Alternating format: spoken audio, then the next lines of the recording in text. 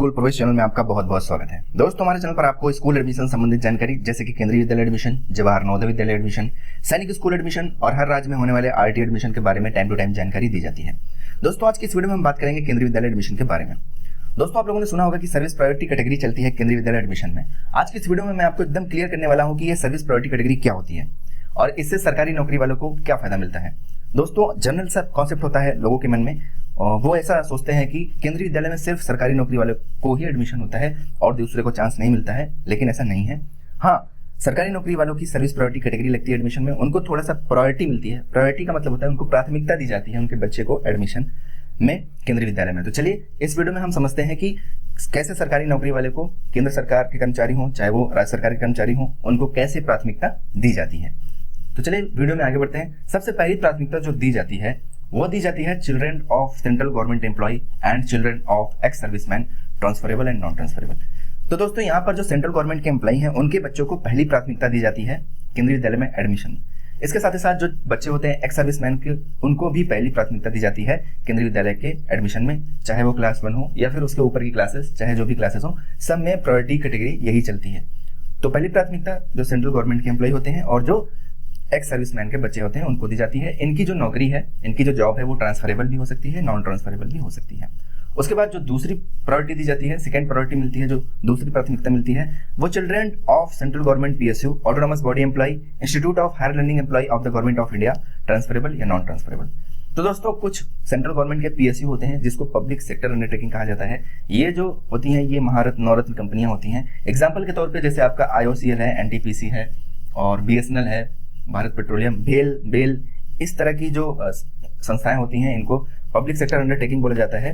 तो ये जो है सेंट्रल गवर्नमेंट की होती हैं। और कुछ ऑटोनोमस बॉडी होती हैं जैसे कि अलीगढ़ मुस्लिम यूनिवर्सिटी, बनारस हिंदू यूनिवर्सिटी, इस तरह की जो हैं इन्हें ऑटोनोमस बॉडीज बोला जाता है। ये central government of India, Bharat सरकार की ये ऑटोनोमस बॉडी पीएसयू। और institute of higher learning employ, institute of higher learning क्या होता है? इंस्टीट्यूट ऑफ हायर लर्निंग वो होता है जैसे कि जो बड़े बड़े कॉलेज होते हैं जहाँ पर ग्रेजुएशन, पोस्ट ग्रेजुएशन और पीएचडी कोर्सेज होते हैं। तो एग्जाम्पल के तौर पे जो आपके आईआईटी हैं, एनआईटी हैं, ये आपके इंस्टीट्यूट ऑफ हायर लर्निंग के अंतर्गत आते हैं। तो सेकंड प्रायोरिटी दी जाती है सेंट्रल गवर्नमेंट के जो पीएसयू में काम करते हैं उनके बच्चों को, या फिर सेंट्रल गवर्नमेंट के जो ऑटोनोमस बॉडी में काम करते हैं उनके बच्चों को, या फिर जो सेंट्रल गवर्नमेंट यानी कि गवर्नमेंट ऑफ इंडिया के जो इंस्टीट्यूट ऑफ हायर लर्निंग में काम करते हैं उनके बच्चों को। इनकी भी जॉब ट्रांसफरेबल हो सकती है या फिर नॉन ट्रांसफरेबल हो सकती है। अब दोस्तों, सेकंड प्रायोरिटी हो गई। अब जो तीसरी प्राथमिकता दी जाती है, थर्ड प्रायोरिटी, वो दी जाती है children of state government employ, transferable and non transferable. जो तीसरी प्राथमिकता मिलती है वो मिलती है स्टेट गवर्नमेंट यानी कि राज्य सरकार के कर्मचारियों को, यानी कि राज्य सरकार के कर्मचारी के बच्चों को मिलती है। वही राज्य सरकार के कर्मचारी का एडमिशन तो नहीं होगा, राज्य सरकार के कर्मचारी के बच्चों का एडमिशन होगा। तो राज्य सरकार के जो कर्मचारी के बच्चे हैं उनको मिलती है थर्ड प्रायोरिटी, तीसरी प्राथमिकता, और इनकी भी जॉब जो है वो ट्रांसफरेबल, नॉन ट्रांसफरेबल हो सकती है। इसके बाद जो चौथी प्राथमिकता दी जाती है यानी कि फोर्थ प्रायोरिटी जो दी जाती है वो दी जाती है children of state government PSU, autonomous body employ, institute of higher learning employ of state government. तो दोस्तों, जैसे सेंट्रल गवर्नमेंट में पीएसयू होते हैं वैसे स्टेट गवर्नमेंट के भी पीएसयू होते हैं, ऑटोनोमस बॉडी होती हैं और इंस्टीट्यूट ऑफ हायर लर्निंग होते हैं जो कि स्टेट गवर्नमेंट द्वारा स्पॉन्सर किया जाता है। तो इनके जो स्टेट गवर्नमेंट के पीएसयू हैं, जो स्टेट गवर्नमेंट के ऑटोनोमस बॉडीज हैं, जो स्टेट गवर्नमेंट के इंस्टीट्यूट ऑफ हायर लर्निंग है, इनमें जो काम करने वाले माता पिता हैं उनके बच्चों को फोर्थ प्रायोरिटी दी जाती है। इनकी भी जो जॉब हो सकती है वो ट्रांसफरेबल, नॉन ट्रांसफरेबल दोनों कैटेगरी को इसमें शामिल किया गया है।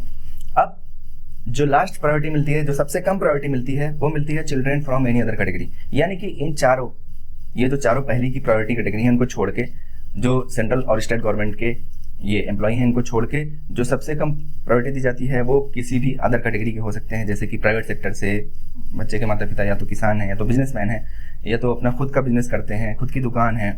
तो ऐसे बच्चों को मिलता है क्या? ऐसे बच्चों को मिलती है प्रायोरिटी फिफ्थ, यानी कि बहुत ही कम प्रायोरिटी होती है। लेकिन इनके लिए एक अदर ऑप्शन है, ये आरटी कोटा के तहत एडमिशन ले सकते हैं, उसमें एडमिशन के चांसेस ज़्यादा होते हैं। अगर वो आरटी के तहत नहीं भरते हैं तो फिर इसमें थोड़ा सा एडमिशन मुश्किल होता है। मैं आपको एकदम फ्रैंकली बता रहा हूँ कि यहाँ तक आते आते सीट ही खत्म हो जाती है, यानी कि फिफ्थ प्रायोरिटी वालों का ना के बराबर एडमिशन होता है। लेकिन आप इसका लाभ ले सकते हैं अगर आप फिफ्थ प्रायोरिटी कैटेगरी में आते हैं, यानी कि अगर आपके माता पिता सरकारी नौकरी में नहीं हैं तो आप जो है आरटी के तहत एडमिशन भरिए।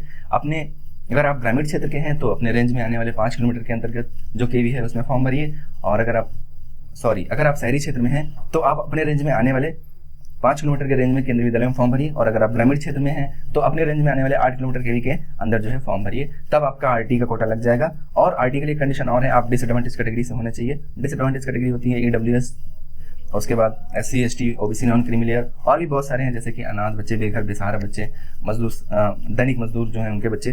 तो कुल मिला के आप जो है RT के तहत एडमिशन ले सकते हैं। दोस्तों यहाँ पर एक इंपॉर्टेंट पॉइंट और है, employ of PSU IHL will get the first priority if they apply for the KV which is sponsored by their respective PSU या फिर IHL।